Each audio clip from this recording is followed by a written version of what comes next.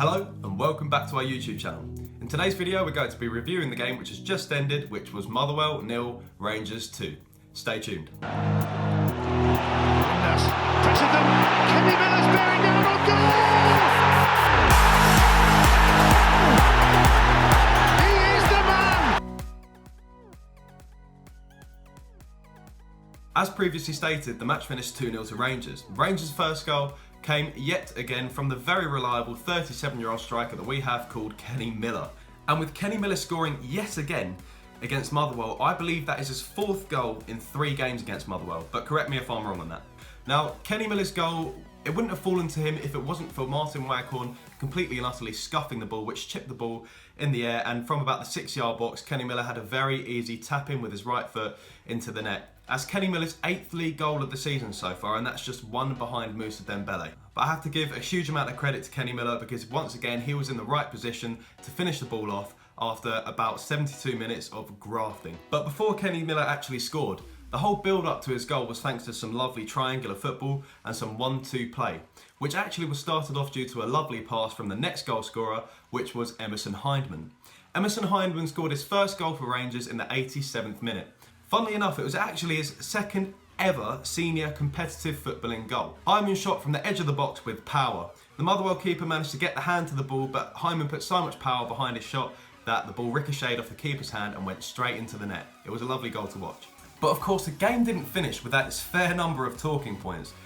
The very first talking point was, of course, Michael O'Halloran getting his first ever professional red card. Not just that, but it came within 4 minutes.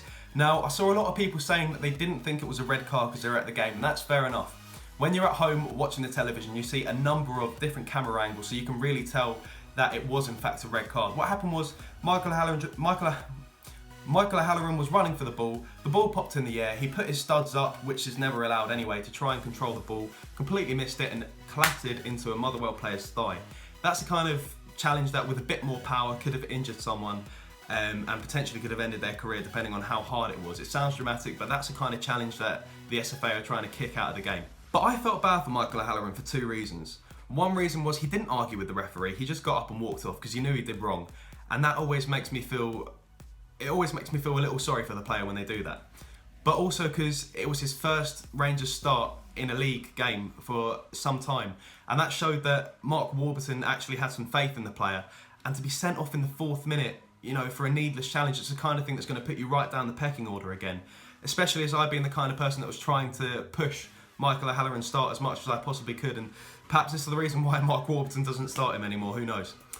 But 2 minutes after we got our red card, which was in the 4th minute, our heads went down and it was attack after attack from Motherwell. Luckily, we managed to get like Clint Hill's leg in the way a couple of times and managed to make the odd tackle here and there, and they missed a couple of times. But if Motherwell were slightly better with finishing or penetrative passing, then they could have definitely put a goal past us at that stage. Then in the 12th minute, James Tavernier was at his usual position in right back. He turns around and tries to chip the ball back to the keeper to then lump the ball back upfield or whatever he had planned in his head.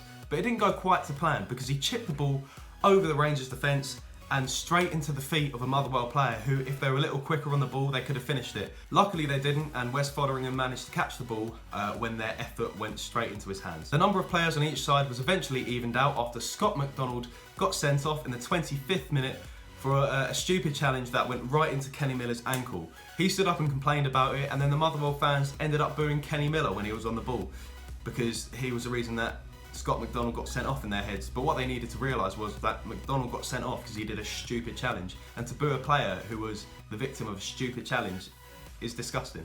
But on the whole today, Rangers played a lot better in the second half, which is becoming more and more of a usual thing for us to say. Either we play better in the second half or we leave it till the very late stages of a game to score, which I'm actually not complaining at so much. As long as we get the win, that's what matters. And this game in the second half, we looked more convincing and more confident as the second half played through, and it was very encouraging to see.